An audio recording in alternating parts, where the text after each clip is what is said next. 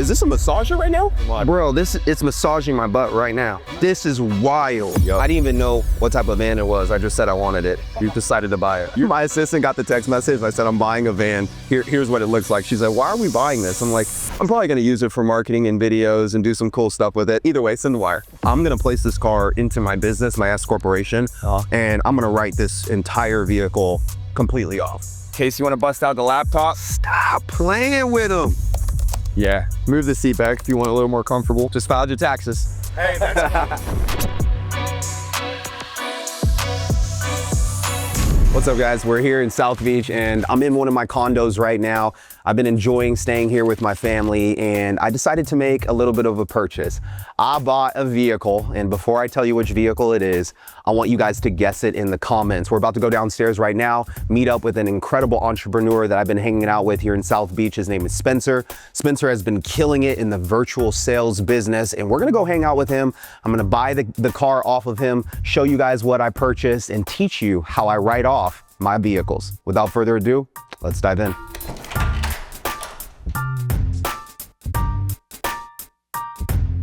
Is this where you're moving? I think so. I think I'm gonna stay this. I think this is a nice half of the time. Then the other half of the time I have my house in California. Yeah. Me and my wife are pretty much set up. Like I have 3-4 cars there. Like I already have a driver there. So like if I do end up shipping the car back over to California, Oh, is that what you're gonna? I already have a full-time driver there. So I know I'm sending him photos. Just like, hey, get ready. Does he like it? Oh, he loves it, bro. Yeah. He's so stoked. He's so sick. Yeah, he's like almost like a bodyguard for like me and my wife. Like he takes us to dinners, to airports. Like he's just rolls with us everywhere. If we go to a Lakers game or anything, I'll buy him a ticket and he would just come sit with us. That's, you know what I'm saying? Just make sure we're good.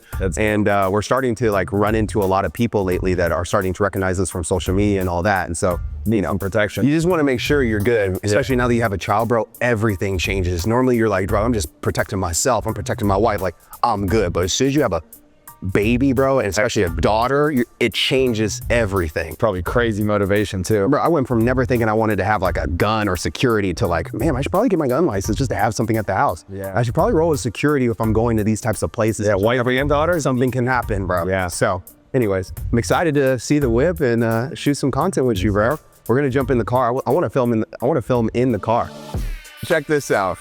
the front lights. You could turn those on or off. I just think it looks crazy. Come on, they're staying on. Yep. They're staying I on. have to stay on.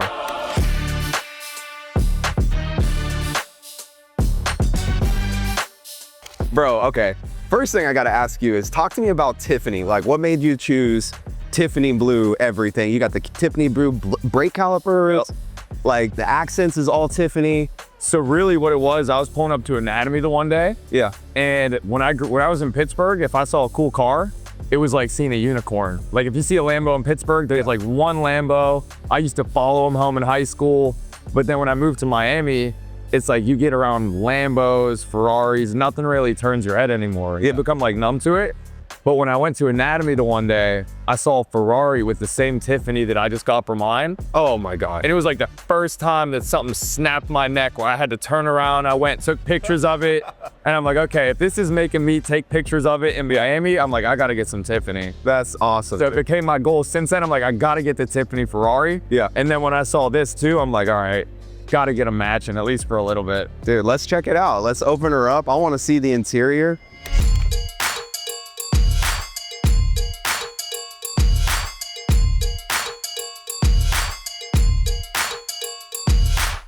This is crazy. Oh, I love that you got Warship on in here. Look at this, man. Surround sound, Sonos speakers, got the sub in the back, crazy speaker system. This is, first off, it's really nice.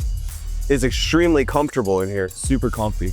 All tinted, it seems like, so nobody can see you. Not even close. No hater vision going on. No haters can see in. I love that, man. Seat cooler, seat warmer.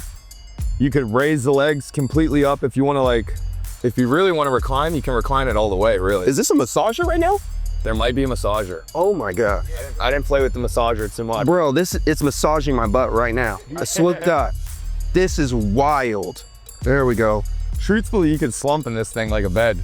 This gets, you can turn this brighter, can go from blue, white, kind of like a yellow color. This is probably the best. This almost looks like the Kobe Bryant type of like shoe logo. Yeah, it's crazy. Sick. So what year, make, and model of a van is this? Let's talk. 2023, and they stopped making these in 2020, maybe 2023 or 2024. Yeah. So it's about as new as you can get. It's called a Maybach Metris van. Maybach Metris van. Yup. I didn't even know what type of van it was. I just said I wanted it. You decided to buy it. You're just like me, no questions asked. No, As soon as I said, yo, I'm ready right now. My assistant got the text message. I said, I'm buying a van. Here's what it looks like. She said, why are we buying this? I'm like, I'm probably going to use it for marketing and videos and do some cool stuff with it. Either way, send the wire. And what else is nice is like when I have people come visit, I'm like, yo, I got you from the airport. Send this to pick them up, and the people love it. Bro, especially having the driver all dressed professionally, dude, that's a nice touch. That's awesome. Yep. Crazy doors. Coach, pull out the umbrella for them. Oh yeah. There's Maybach umbrellas in the side in case it's raining. And these are very helpful too. Like, you know, Florida, it rains here a lot. The weather changes, especially in the summer. It's on and off very fast. So the fact that you can just pull these out on both sides, very beneficial. Yep. You know, Absolutely. not any dripping water on you. These are phone chargers. Phone charger, yep. And then you can go TV down. Sometimes it makes Wi-Fi. Wi-Fi equipped. This literally feels like the movie Home Alone.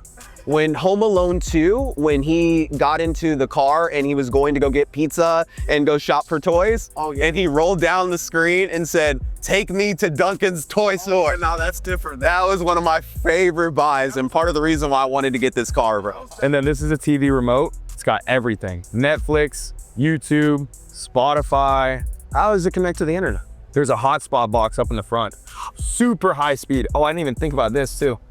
High speed Wi-Fi. In case you want to bust out the laptop. Stop playing with them. Super high speed Wi-Fi. Hold on, let me put my drink down and get my remote. Oh yeah, and the lights change like Yep. yeah. Yeah. Move the seat back if you want a little more comfortable. Just filed your taxes. You could change that just like kind of switching. This is crazy. Yeah. I'm just gonna work in here. Like if I don't want to work inside my house, I'm just gonna go work inside my car. Literally. Drive down the Pacific coast if this gets shipped. Yeah. Bang out some work in here. Calls. We're going to San Diego. I'm gonna take my calls, my texts and emails from here. I got invited to go golf at Torrey Pines, but hey, you know, I want to be in the back of the whip while we get there. Fold. Bring it here. Got you. Boom. Okay. Boom. Cool.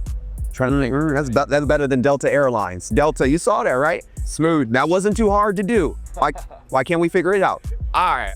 I love my purchase, man. I never make a bad purchase. Good purchases only. This was solid, man. Good purchases only, bro. Well, this is in good hands. I got to figure out what I'm going to name her. You know, she's a beauty. I'm going to have to figure this out. It's going to come to me. It's going to come to me. Tiffany. Sheesh. It might just be Tiff. I might call her Tiff. Yeah. Yeah. This is going straight to Carbone later tonight. Maybe Cote, Kiki on a Saturday. Yep. Maybe. I don't know. Only if we got babysitters. I'm a daddy now. Nah, this is absolutely insane, man. Just want to say thank you again for, you know, handing over these keys. I know you had a lot of people that were trying to take this away from me, and I moved quickly. Sell. You just, that's the thing. That's what it takes to be successful. Yes, bro. Less procrastination, more action. Yeah. So it's no wonder that you are successful. Because you were the only person that said, I'm ready. Done. Okay, let's do it. Yeah, done. Everyone else has all these questions. I'm like, bro. I haven't even seen the car either. I hadn't seen the car, hadn't inspected the car. I texted back and said, okay, I'm doing it. It's done. Same here. Yeah. Literally, as soon as I saw it, I'm like, how much? 160. All right, what's your wire? Boom. No questions asked. Well, here we go. Okay, so as you know, I'm a tax professional, so I'm always thinking about ways in which I can leverage the tax code. So this vehicle is the gross vehicle weight ratio, or do you know if the vehicle weighs more than 6,000 pounds? I don't know. Okay, so I already looked it up for you. And yes, the gross vehicle weight ratio is over 6,000 pounds. And why that's important to me is because I'm gonna place this car into my business, my S corporation, and I'm gonna write this entire vehicle completely off. If I use it personally, I'll make sure I manage the personal days versus the business days, but I'm gonna write this entire vehicle off. Right now, we just had Donald Trump announce that he would like to bring back some of his Tax Cuts and Jobs Act, which in 2017, when he brought that out, you were able to buy a vehicle that weighed over 6,000 pounds and you could write off the entire purchase price. So rather than me paying full cash for this car, I could finance it, put $5,000, $10,000, $15,000 down.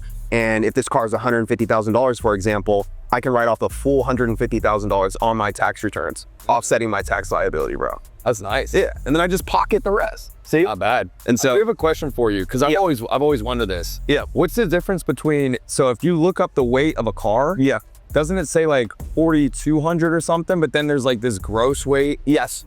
What's the difference and how do you find that? Okay, so you find it by researching online, and there's a difference between curb weight and gross vehicle weight ratio. Yeah, that's what I was. Gross vehicle weight ratio takes in a couple of different factors. It could take in whether or not you have a car seat on board, trunk space, curbs, how far you have to park the car from a curb, if there's certain mechanical items that were installed into the car. But ultimately what you and I care about is if the car is fully loaded, all seats are in here with an average human being, what is the gross vehicle weight typically of this car? So if we put 2 more people right in these seats, there's a driver and another passenger in here, and the car weighs somewhere around 6,100 with everybody in here, gross vehicle weight ratio is over 6,000, you can deduct it on your tax returns. Wow. Yeah. See, I didn't know that, because when I had a Range Rover, I want to say I looked up the weight of the Range Rover, and it was not 6,000, so I thought I was beat. Yeah. But then I had someone tell me like, nah, that's gross over 6,000. Correct. I'm like, no, it's not. I'm looking at it right here. It says like 4,500, but that makes sense. Yeah. I didn't know it counts the people in it and all that other stuff. And there's tax accountants that don't even know this either. So when they first, research your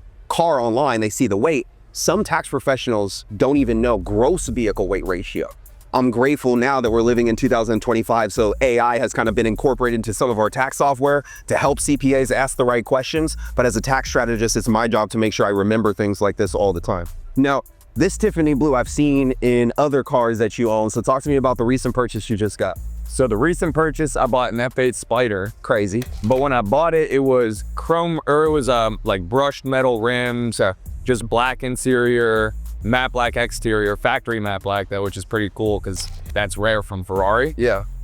And I decided I wanted that to be Tiffany, so I sent it to the shop. It was gone for like a month and a half, but they redid the whole interior. Literally, it's this material. It's Alcantara or something like that. Alcantara. For the whole Ferrari's Tiffany blue interior. Looks insane. I just got it back like 5 days ago, so it still feels unreal. And it's crazy because like, you drive it and everyone's taking pictures of it. Yeah, bro. So it's great for marketing. Same thing with this. When you pull up somewhere, as soon as that door opens, people are already looking because the lights, but when that door opens, they see the Tiffany, they see the light. Yeah. Oh, it turns heads for sure. Head turner. For my business, what I do, a lot of it is I'm trying to get attention. Yeah. Because I'm recruiting people to join the sales team. Okay. So I'm always thinking of ways of how can I just get more people's attention, their eyeballs on me, and realistically, what I'm looking for is someone to ask me, what do you do? Yeah. So a regular Ferrari pulling up in Pittsburgh is enough to get people saying, yo, what does this kid do? This looks crazy. But in Miami, it's like, okay, if I pull up and I just have a base model Ferrari, it's probably not gonna be enough to get people to really look at, like, ask, yo, what do you do for work? Yeah. So I'm like, okay, I love the Tiffany. It's always been a dream of mine to just have a car like exactly how I want it. And it helps my business because now when that pulls up and the top's down, people see the Tiffany, that's rare. They ask you like, where'd you get this done? Do you have Instagram? What do you do for work? And then it gives me a chance to have a conversation about, oh, this is what I do. I sell life insurance. Yeah. Boom, boom, boom. Let's get into that, man, because you're running a large life insurance sales business. Most people, when they hear about life insurance, they have mixed reviews. Some people are like, oh, it's the best thing since sliced bread, infinite banking. And then you hear some other people say, oh, stay away from life insurance. It can be somewhat of a scam. I personally have a couple of life insurance policies, not only for myself, for my wife, and for my daughter. And I'm a full believer in life insurance. But can you kind of break down the misconceptions around life insurance and why you decided to get into it? Yeah, so a lot of times there's misconceptions with life insurance for 2 reasons. Number 1 is people buy it without really knowing what they're buying. And there's different types of life insurances. Some of them are meant to be permanent policies that never expire and they never jump up in price. But then some policies, you can get them cheap while you're young, but then as you get older, they jump up in price. So much so that some people can't afford it and they have to cancel. Yeah. So they just lost out on all that money. Or those policies tend to expire when you turn a certain age. So it's like, okay, I've had this policy for 40 years. Now I'm 70 and I don't have anything. Yeah. That's a scam. Yeah. When it's not a scam, it's just they were probably maybe misinformed on the type of policy they had. But if you know how it works, someone explains it to you and you know what you're getting, like you're either gonna get a temporary policy that's gonna go away one day, it's a little bit cheaper. Yeah. Or you can get a policy that's guaranteed to be there forever. They can't take it away. And like the people that get that and know what they're getting, they would never say it's a scam. Yeah. It's a great investment. It's a great thing to have. People need it. And then the other reason is a lot of people also sell life insurance. Yes. Because it's a job that the entry is not hard to get into. You don't need a college degree. Ton of companies are always hiring. It's like if you want a job, you can find a life insurance company that'll hire you. But it's like anything else. Like if you want to be doing something that's going to pay you pretty good, it's hard. And a lot of people get into it because they want easy money. So when they get into it and realize it's not easy, they quit. And then they say, oh, selling life insurance is a scam. But it's not. Like you're just selling a good product to people that need it, but it is hard work. Yeah. So for the average person, you know, most people don't like to work hard or stick to things. So they quit. And then instead of blaming themselves, they just say, oh, that opportunity is a scam. Life insurance is a scam, blah, blah, blah. How long have you been at life insurance yourself? So in June, it'll be 5 years. So pretty much coming up on 5 years. Was there somebody that got you into it? Did you just self-taught? Like what got you into this? So in my hometown in Pittsburgh, it's a big thing, but it's kind of hated on because in Pittsburgh, it's a lot of middle, lower class, blue collar type families where most people either go to college and get like a 9-to-5 corporate job. They don't make much money, or people join the union and they do like a trade like plumbing or something. So there's not a ton of people making a ton of money at all. Yeah. But there's a life insurance office where like if you pull up to it, there's Bentleys, Ferraris, Lamborghinis, like it's booming up there. Yeah. And everyone kind of knows about it. But because everyone up there is kind of small-minded, it's just like, oh, that place is a scam. They're selling drugs or doing something. Like it can't be legit. It's got a horrible reputation. Yeah. Which is so weird because in Miami, it's like if people find out you sell life insurance, they're like, oh, yeah, I know a ton of people that do that. Yeah. But in Pittsburgh, it has a bad rep. But to me, I always wanted to make a ton of money. So when I lived up in Pittsburgh, I always knew about it because I'm like, that place, those people look like they're making a ton of money. They're driving the nice cars. It's the only people I see with a ton of money. And then my cousin, he went to the University of Pittsburgh and played football. And they like to hire athletes up in the Pittsburgh office because obviously, you know, athletes are in business. Yeah, keep it going. In business. So they recruited him to join the life insurance sales team fresh out of college. He killed it his first year, killed it in Pittsburgh terms. He made like 120 bands, which was more than anyone I knew. So I'm like, figures right there. Yeah. I'm like, dang, he's making bread. Second year, he made almost 200 bands fresh out of college. He's the only person I know making 6 figures up in Pittsburgh. And at the time I was in community college, just working at GNC, cutting grass to get like paid. Yeah. With no vision for my life, no purpose, kind of just like, I felt stuck. I didn't know what I was gonna do. And he would see me in the gym every single day, just because I had nothing else to do. I would go to school, I'd work at GNC, and if I wasn't doing those 2 things, I was in the gym for like 5 hours a day. So he would literally every day when I would see him, he'd be like, he's like, if you took that hard work that you're putting into the gym that's not making you any money, and you put it in the business, you would make millions probably before you're 30. Yes.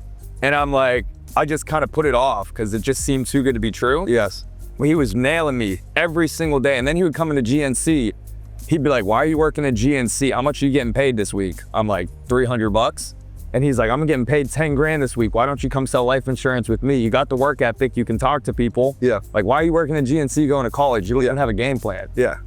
And after him saying that for like basically a year and a half straight, I was finally like, all right, he's got a point. What am I doing? I really got nothing to lose. Yeah, GNC job, I could go get somewhere else. I'm failing out of school at this point because I was never good at school. Yeah, you were in motive. I was just, if I'm passionate about something and I like it, then I go hard. Yeah. But if not, then I hate it. So I hated school. Yeah. So I'm like, all right, whatever. I dropped out when I was 19, started getting my insurance license when I was 19, turning 20. And then he was getting promoted to where he was gonna run an office in Florida. Okay. So right when I was getting licensed, he's like, yo, we're moving to Florida. And I'm like, I was scared to death at the time because I had never left home for more than 5 days. Like I never was away from my parents for more than 5 days at a time. Pittsburgh's home. Pittsburgh was home. Yeah. All my friends, I was a people person up there. So I had a ton of boys. Like I was connected up in Pittsburgh. And I'm like, okay, I did want to do this, but I don't want to leave my freaking friends and family that I've never left before. Yeah. But then I was like, I just have to. So I shipped it to Tampa with him, and that's how I got into it. Wow. Yeah. So you got to Tampa first before you even came down to Miami. I've only been in Miami now for a year. I was in Tampa for like 3.5, almost 4 years. What brought you from Tampa down to Miami? So for us, we get to sell insurance from home, which is super nice. Right. And about 3 years back, I wanted to lock in for a month because in Tampa we had an office. So I would work in the office, but I would always have people knocking on my door, asking me questions and everything. And I wanted to have like my biggest sales month ever. So I'm like, let me just go get an Airbnb Miami by myself. I don't know one person in the whole city, and I'm just gonna lock in. Yeah. So I did that. I shipped it to Miami. I stayed in a building right next to Anatomy where we worked out. Yeah. And I was just like in flow state. Like I was locked in. I felt great energy. The gym was amazing. The cold plunge, that was the first time I did a cold plunge. The church in Miami was fantastic. Yeah. I made the most money that month by like 4x than I ever had before. And I remember walking home from the gym the one morning, and I'm a Christian, I'm a believer, and I feel like I'm pretty in tune with the Holy Spirit. Well done. And I just felt the Holy Spirit say, you're gonna live somewhere right here. So then I always had it on my heart. I'm like, I know I'm gonna live here at some point, and I have to because I'm called to it.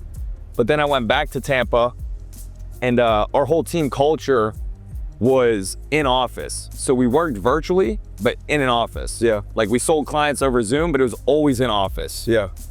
So I couldn't leave to Miami because that would be like, what's happening? Yeah. Like, we're always in the office all day, every day.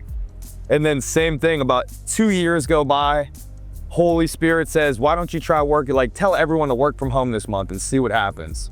So we're randomly like, yo, no one's coming to the office this month. We're all gonna work from home and see what happens. Yeah. Biggest month by far when we worked from home. Interesting. And then to make sure it wasn't too good to be true, we did it for like 2 more months, and we just kept growing when everyone was at home, not in office.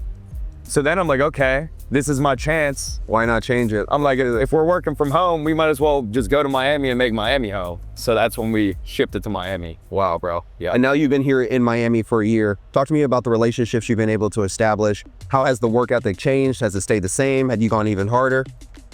So in Tampa, I had a Urus. Yeah. And it was like one of 3 Uruses in Tampa. Yeah. And I was young, I was 23 with the Urus. So I started to feel like I was crushing it, which I didn't really like. But you know, when you feel like you're crushing it, you can get comfortable. Sets in. Yeah. I had the nicest apartment you could get in Tampa, basically had the nicest car. I got comfortable. And I found myself in Tampa coming home earlier than I used to, because I usually work till 9. I found myself coming home at 7, going to get dinners when all my team was still working, and I hated it because I'm like, this is not what got me to where I'm at. Yep. So then in Tampa, I'm like, screw this. I sold all my furniture, sold my car, and downgraded to the same apartment that I started in. Yeah. Intentionally. People thought I was going broke or something. You took a step back. I was making the most money ever than I ever had, but I wanted to just feel that dog come out again. Mm-hmm. So I had no furniture, moved to the same apartment that I moved to Tampa, like the same complex. And it reignited the dog. Yeah. And then I started realizing, okay, I'm working like I was at the beginning. Our results started getting better and better. Mm-hmm. And I'm like, I can't lose this. So then when I came to Miami, it was nice because, like, okay, if you have a base model Urus in Miami, It's like a Honda Civic out here, a bro. Honda. Yeah. Everybody's got a Urus. Being around the people driving Bugattis, people like this where you live, way better than where I live. So I'm already like, I need to do better. I need to live here. I'm not happy with where I'm happy, but I'm not content with where I'm at. So it's just constant motivation in Miami. And then also you meet so many people, and I feel like there's a culture in Miami where, at least from what I've found, it's people that they love going to the gym, they're tapped in with their faith and their spirit, and they want to make a ton of money. Yep. I love that It's about Miami a perfect trifecta. So I just feel like there's just a brotherhood of people in Miami that are kind of all on that same page.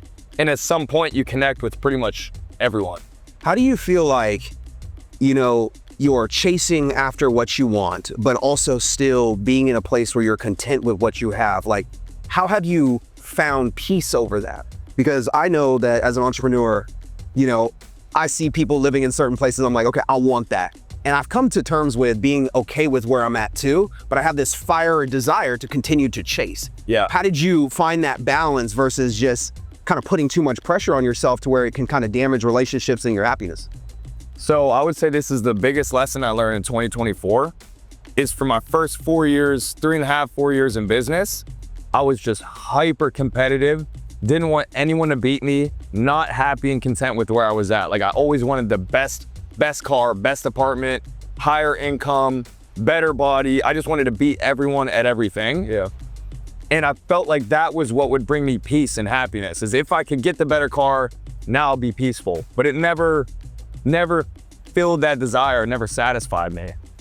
And then in early 2024, something happened in business where I went from making, you know, over 6 figures a month or a couple 6 figures to like, for 7 months in 2024, my income had dropped to like 2K a week. Oh, wow. Because business adversity is what it is. Yep. But I thought like that would crumble me because I'm like, I'm used to being the one making the most money. I can do whatever I want. Now I'm making 2K a week, which is hardly enough to pay my bills. I pay for me, my girl, my mom. My bills are super high. And I'm like, oh no, this is about to crumble. But I was still at peace, super peace. And where I found my peace was I go to church, I read my Bible, I say my prayers. And it was the same Holy Spirit basically telling me, hey, I took all this stuff away from you because you're so blinded by it. And like, you need to realize that's never gonna bring you peace. What brings you peace is this time you have with me. This is the Holy Spirit talking to me. Yeah. He's like, you're at peace.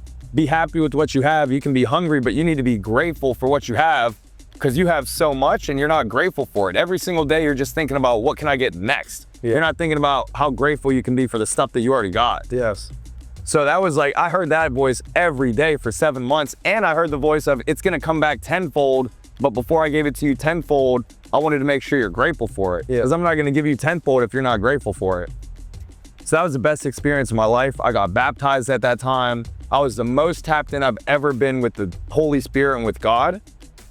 And then it went on for 7 months. In our business, you can have what's called quality of sales problems. So your quality of team sales drops, you stop getting paid. Yeah. So we fixed it after 7 months. My income came back. The team grew massively in that time. So when it came back even more than it was before.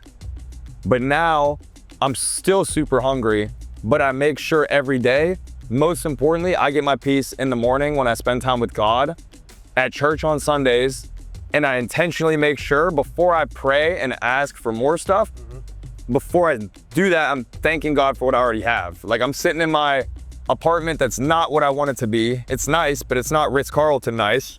And I'm like genuinely feeling it in my heart. Thank you so much for this apartment. This is 10 times better than where I used to live. Yeah. Super thankful to the point where I could almost cry in the mornings.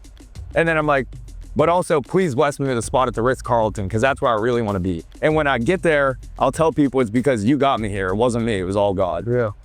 What do you say to somebody that's a Christian believer and, you know, they're on the come up, but they're not hearing the voice of God? They're praying, they're in the Bible every single day, but they don't feel like God's hearing them, God's listening to them. What do you say to that person? From what I've learned is, first off, usually it's because you're distracted and you don't have alone time. Part of the reason I hate going on vacations and like being on someone else's schedule, where if I go on like a company trip and it's like, oh, we've got this event and this event, we're gonna be out till 12 p.m. midnight. I don't like that because I like getting to sleep on time so I can wake up extra early before anyone else is awake. So there's no distractions. No one's really texting me, no one's calling me, and I can just get in a quiet spot alone where it's dark and quiet. And that's where I always hear the Holy Spirit. I don't hear the whole, sometimes I do, but it's hard if there's people around you, you're distracted. And it's kind of crazy, but like people really don't ever get quiet alone time for 30 minutes to an hour. So when I made that a big priority, that's where I hear it every single time. It's when it's quiet it's dark, I'm alone, and I'm asking, speak to me, like tell me something. Yeah. And it's always just a quiet whisper of like something small. Yeah. You know, you've been in sales now for over 4 or 5 years. When people look at life insurance, they're like, how can I get to 7 figures? Is it even possible on my own? Or do you have to build a team when it comes to life insurance to be able to touch 7, 8 figures? So you don't have to. In our company, there's only a few people that touch 7 figures by themselves, but that's a grind. Like that type of 7 figures won't be you can travel when you want 7 figures. Like if you want to take a week where you don't grind so hard, you know what I mean? Like that, all day, every day, you're slamming sales.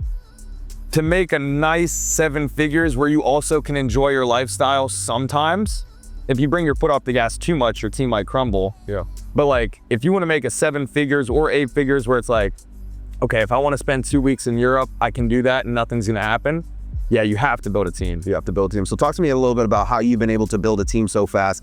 You're using attention to be able to do that. But what else is it about your brand and what you bring to the table that has people coming over to your team? So I'll start with what I think. My approach is different. A lot of people's approaches when they're building a sales team is their only angle for recruiting someone is we can teach you to make more money here than you can make somewhere else, which is kind of misleading, because if it's 100% commission with us and it's 100% commission with solar, me telling you can make more money working with me than you can selling solar is a lie, because it's unlimited either way. You can go make 100 mil selling solar, you can make 100 mil with us. And the problem is the people that use just money to recruit, they try to make it seem like, oh, it's easier here than it is there, and you can make more here than you can there. But that's just not the case. If it was easy, they wouldn't pay you well. And if it was easy, everybody would be doing it. And you can't make more one place than you can the other. It's unlimited income anywhere you're at.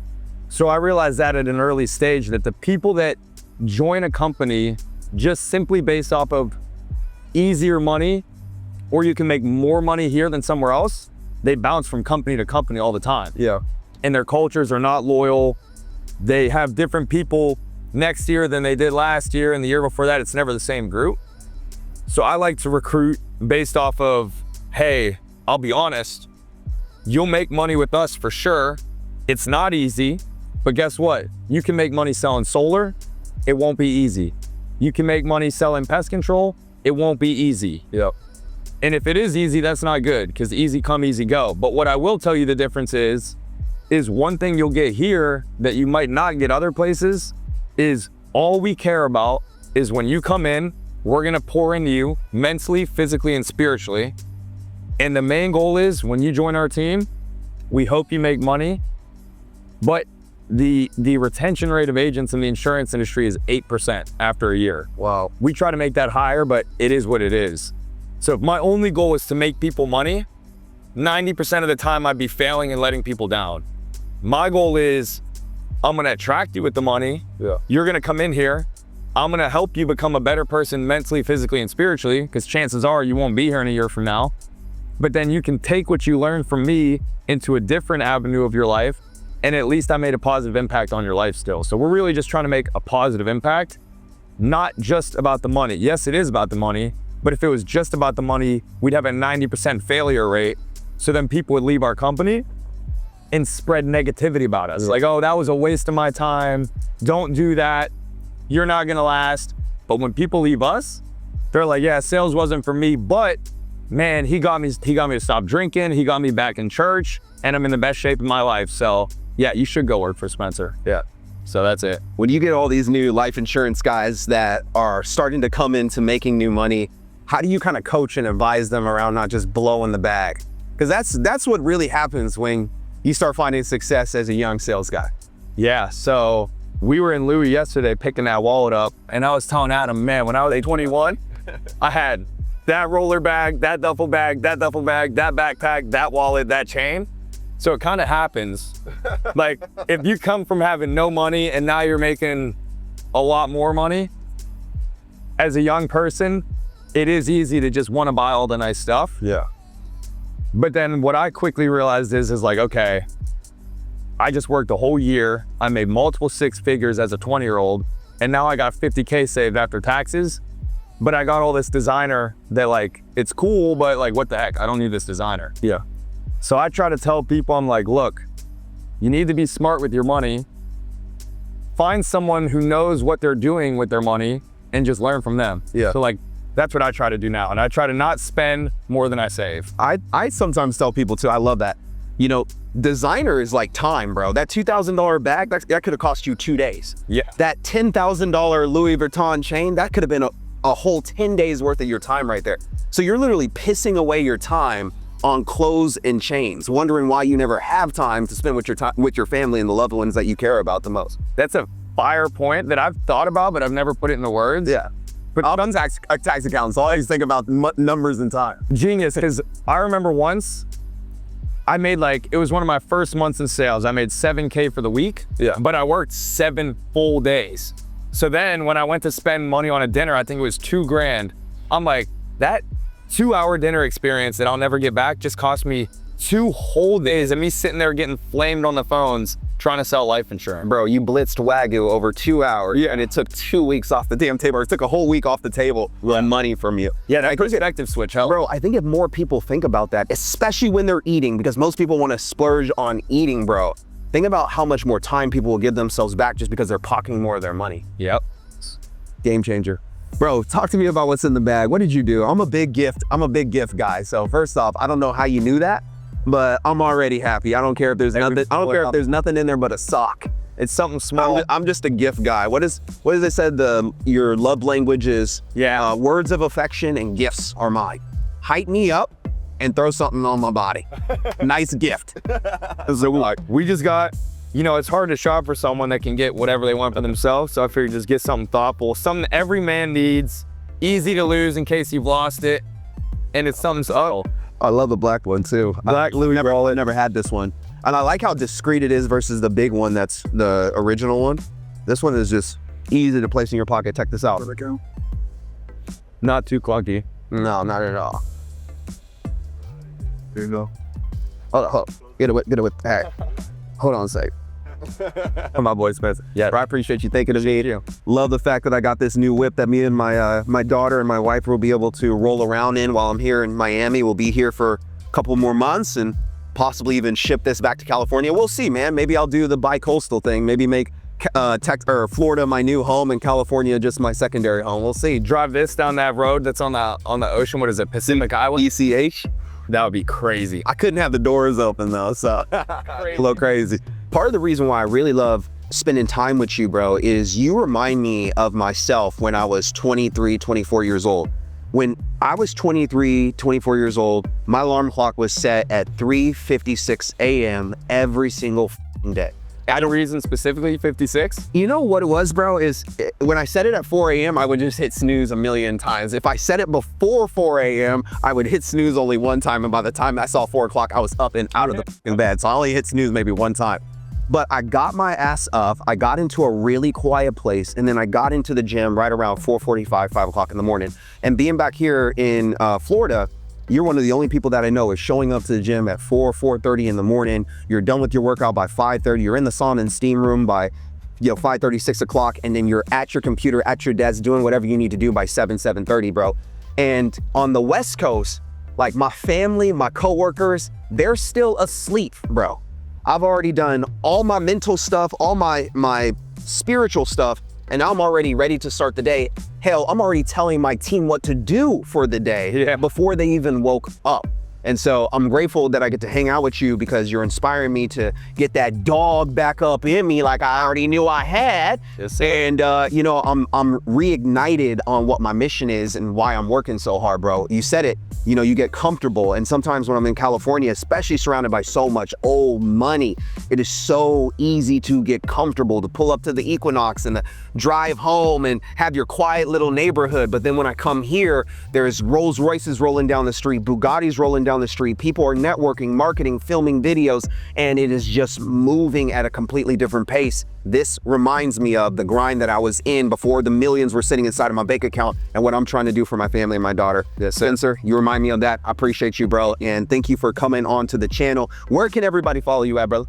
I'm big on Instagram. I will hit 100,000 followers this year. Yes. Glory to God, I already know it's coming, but Instagram is Spencer, SPENCER.KOZEJ. And then I'm on YouTube too. I think it's Spencer.Kozej, same thing. Spencer with me, one of the best. You heard it here first. Let's get it.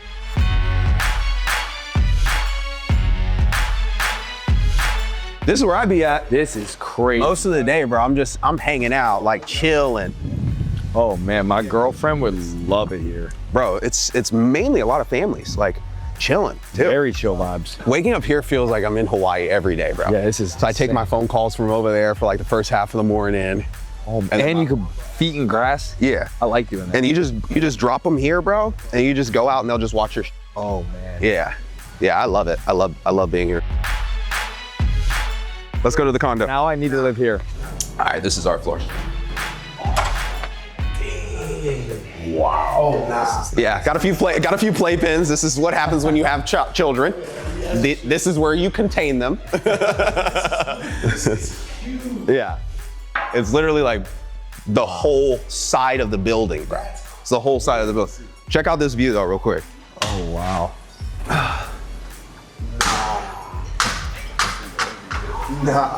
Oh snap. Yo. Wow, the ocean looks insane. You could literally walk all the way out there and just stand in the water. That's amazing. When we open this in the morning and these come up, you can see the high ceilings. Man. Bro, it's like God's waking you up. It's That like, is probably welcome to the sick. ocean.